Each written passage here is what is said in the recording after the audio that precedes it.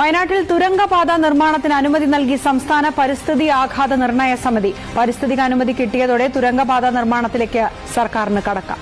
വയനാട്ടിൽ പെട്ടെന്ന് എത്താൻ വേണ്ടിയിട്ടുള്ള ടണൽ പ്രോജക്ട് അതിനൊക്കെ ഞങ്ങൾ എതിർത്തു, ശക്തിയായി ഞങ്ങൾ എതിർത്തു. നമ്മൾ നമ്മുടെ മാപ്പ് ഒന്ന് പരിശോധിച്ചാൽ കൽപ്പറ്റയിലേക്ക് നിലവിൽ അല്ലെങ്കിൽ വയനാട്ടിലെ ചുരം കയറി പോകാൻ വേണ്ടി നിലവിൽ 42 കിലോമീറ്റർ യാത്ര ചെയ്യണം. അടിവാരത്ത് നിന്ന് പൂക്കോട് വഴി വൈത്തിരി വഴി കൽപ്പറ്റയ്ക്ക് പോകാൻ വേണ്ടിയിട്ട്. ആ 42 കിലോമീറ്ററിൽ പലപ്പോഴും വലിയ ട്രാഫിക് ബ്ലോക്ക് അനുഭവപ്പെടുന്നു എന്നുള്ളതാണ്. മണിക്കൂറുകൾ എടുക്കും വൈത്തിരി കടന്ന് കൽപ്പറ്റയിലേക്ക് എത്താൻ, ഈ ചുരം കടന്നു പോകാൻ അടിവാരം മുതൽ അങ്ങോട്ട്.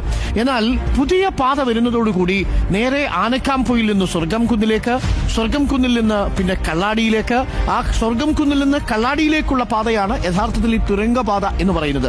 8.1 കിലോമീറ്ററാണ് സ്വർഗം കുന്നിൽ നിന്നും കള്ളാടി വരെയുള്ള ദൂരം. അത് 8.1 കിലോമീറ്റർ തുരങ്കപാതയായിരിക്കും.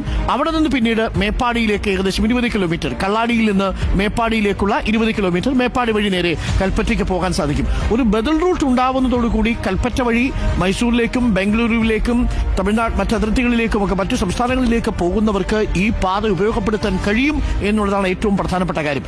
എന്തായാലും അതൊരു വലിയ സാധ്യതയാണ്. വയനാട് ചുരം കയറി പോകാൻ ഇനി കിതക്കേണ്ടതില്ല.